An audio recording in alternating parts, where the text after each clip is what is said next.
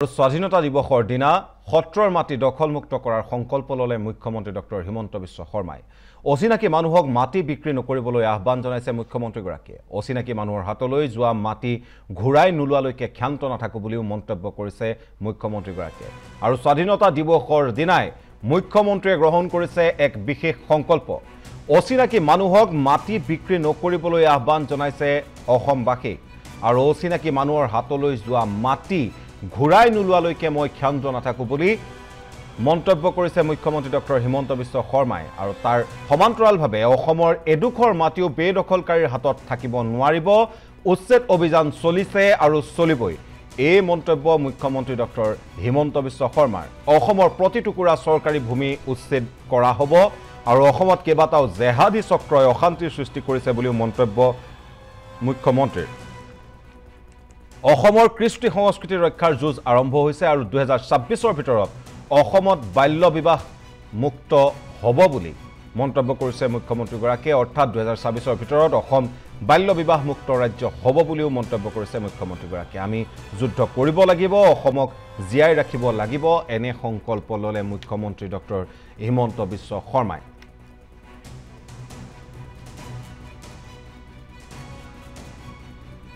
সন্দেহযুক্ত লোকৰ আগ্ৰাসনতে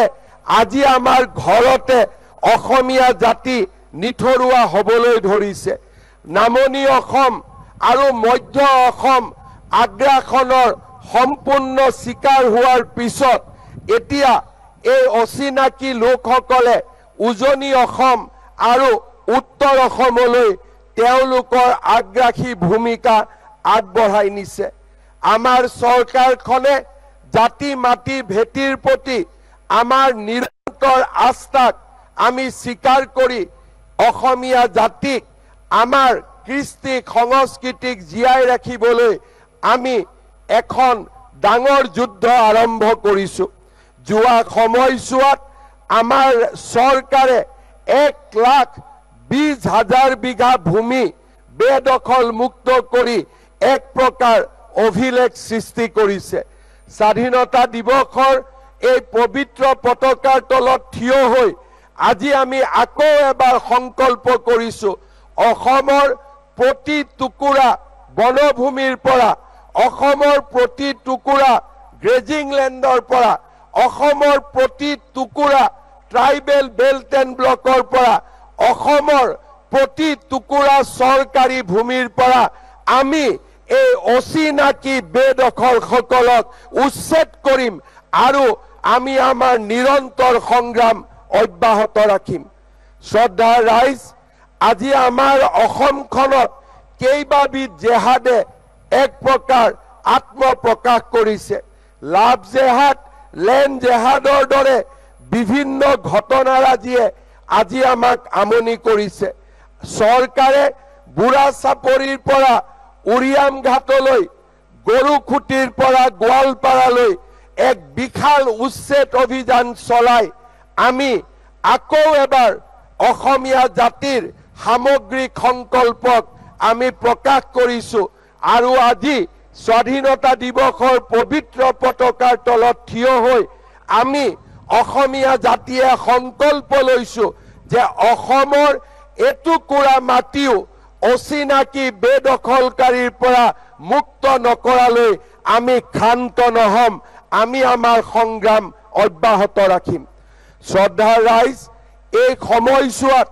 অসমীয়া জাতিক সকলো ফালৰ পৰা সংৰক্ষিত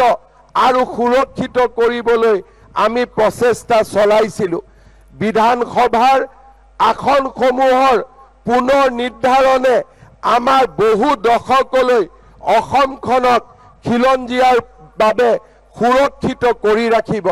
অসমৰ জাতীয় জীৱন ভাষা তথা কলা সংস্কৃতিৰ ক্ষেত্ৰখনলৈ ৰাজ্যৰ সত্ৰসমূহৰ অমূল্য অৱদান আছে সত্ৰভূমি বেদখলকাৰীৰ পৰা মুক্ত কৰাৰ বাবে আমি অসম সত্ৰ আয়োগ গঠন কৰিছিলো ঐতিহাসিক পবিত্ৰ বৰদোৱা থানৰ পৰা বেদখলকাৰীক আমি সম্পূৰ্ণভাৱে উচ্ছেদ কৰিছো আলিপুখুৰীৰ পাতেকীবাৰীৰ বেদখলকৃত ভূমি আৰু বঙাইগাঁও ৰঘুনাথ সত্ৰৰ প্ৰায় 245 বিঘা মাটিৰ ক্ষেত্ৰত আমি মীমাংসাত উপনীত হৈছো। বৰপেটা সত্ৰৰো বাগবৰকে আদি কৰি কেইবাটাও ৰাজচক্ৰ এলেকাৰ ভূমি আমি উদ্ধাৰ কৰিবলৈ সক্ষম হৈছো। শ্ৰদ্ধাৰ ৰাইজ, আমাৰ নামনি অসম আৰু মধ্য অসমৰ পৰা এছাম লোকে আমাৰ থলুৱা লোকে প্ৰব্ৰজন কৰিছিল, যিটো সময়ত অচিনাকি লোকসকলে আমাক চাৰিওফালৰ পৰা বেৰি ধৰিছিলে। আমি কিছুমান লোকে নিজৰ মাটি বাৰী বিক্ৰী কৰি গুৱাহাটী মহানগৰীলৈ উঠি আহিছিলো। কিন্তু আমাৰ মাজৰে এছাম লোক আছিল, আমাৰ মাজৰে এছাম গৌৰৱী অসমীয়া আছিলে, যিসকলে নিজৰ মাটি ভেটিৰ পৰা উঠি আহিবলৈ অস্বীকাৰ কৰিছিল। সংখ্যাত কেইঘৰমান হ'ব, কিন্তু এই কেইঘৰ ব্যক্তিয়ে সত্ৰসমূহৰ অক্ষয় বন্তি গছি আজিও জ্বলাই ৰাখিছে। সেইসকলে নিজৰ মাটি বিক্ৰী কৰিবলৈ অস্বীকাৰ কৰি অসমৰ জাতীয় পৰিচয় সেই দুৰ্গম অঞ্চলসমূহতো আজিও বজাই ৰাখিছে। মই সেই সাহসী অসমীয়াসকলক আজিৰ দিনটোত প্ৰণাম জনাইছো। যোৱাকালি আগ্নেয়াস্ত্ৰৰ অনুমতি পত্ৰ প্ৰদান কৰাৰ সুচল প্ৰক্ৰিয়া সেইসকল সাহসী অসমীয়াৰ প্ৰতি আমাৰ শ্ৰদ্ধাঞ্জলি। মই আজি স্বাধীনতা দিৱস